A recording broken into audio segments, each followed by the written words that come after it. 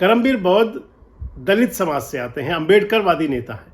हरियाणा के अंदर वो हरियाणा सरकार के अंदर सिविल सचिवालय में मुलाजिम रहे, अधीक्षक यानी कि सुप्रिटेंडेंट की पोस्ट पर थे। उनकी धर्मपत्नी अब भी हैं। 3 बात बता दें आपको, अगर एक तो राहुल गांधी की संविधान जो सभा बना रखी है उन्होंने, संविधान वाले के विषय पर जो हमेशा फोकस करती हैं, चर्चा में रहती हैं, उसके सदस्य हैं। दूसरी बात यह है कि बौद्ध साहब ने राहुल गांधी को दिखाया था कि अगर वो चाहें तो एक किसी बड़े आंदोलन खड़ा कर सकते हैं। दरअसल हरियाणा के अंदर दलित अधिकारी थे, आईपीएस अधिकारी वाई पूरन कुमार ने सुसाइड कर लिया था।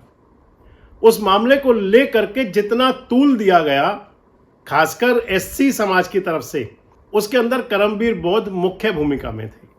और वहीं से नजर पड़ गई थी राहुल गांधी की कि अगर अम्बेडकरवादियों को आगे बढ़ाना है या संविधान की और दलित समाज को आगे करने की बात करनी है तो फिर उसमें करमबीर बौद्ध बिल्कुल सही निशाना साबित होंगे।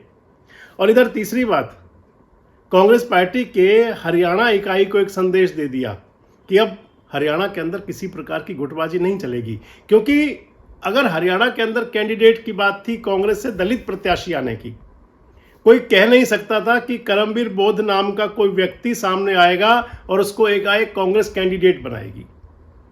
जब भी चर्चा चलती थी दलित कैंडिडेट के नाम पर तो उसमें नाम आया करता था चौधरी उदय भान का, उसमें नाम अशोक तंवर का आता था, उसमें नाम जयवीर वाल्मीकि का आता था, या फिर कुछ और नाम भी थे। लेकिन जब राहुल गांधी के साथ बैठक हो रही थी कल यानी कि बुधवार की शाम को, तो राहुल गांधी ने नाम उछाल दिया करमबीर बौद्ध का। और फिर कौन कुछ कह सकता था, करमबीर बौद्ध कैंडिडेट हो गए, आज उनका नामांकन भी हो गया। हालांकि बड़ी बात होगी कि क्या करमबीर बौद्ध राज्यसभा में पहुंच पाएंगे, क्योंकि अब कैंडिडेट 3 हो गए हैं। अगली वीडियो में आपसे चर्चा करूंगा करमबीर बौद्ध को लेकर के कि हरियाणा के अंदर कोई स्याही व्याही बदली जाएगी और या फिर सीधा चुनाव हो जाएगा। लेकिन इतना जरूर है कि राहुल गांधी ने इस सारे मैटर को देख करके एक प्रकार से अपने मास्टर स्ट्रोक खेले हैं।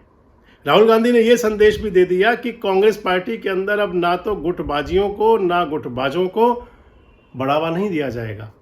उनको बता दिया जाएगा कि अगर कहीं आप कांग्रेस पार्टी की जड़ों में मट्ठा डालने का काम कर रहे हैं तो समय अनुसार जोर का झटका बिल्कुल धीरे से दे दिया जाएगा। अब जिन लोगों को टिकट मिला है इनमें से 5 के नाम तो आप तय मान लीजिए कि वो राज्यसभा में पहुंच जाएंगे। बात रहेगी करमबीर बौद्ध की कि क्या करमबीर बौद्ध राहुल गांधी की तरफ से जो नाम चलाया गया वो कितना सटीक और सफल बैठेगा। आप भी मानते हैं कि क्या राहुल गांधी के मास्टर स्ट्रोक हैं? कमेंट बॉक्स में जरूर बताएं।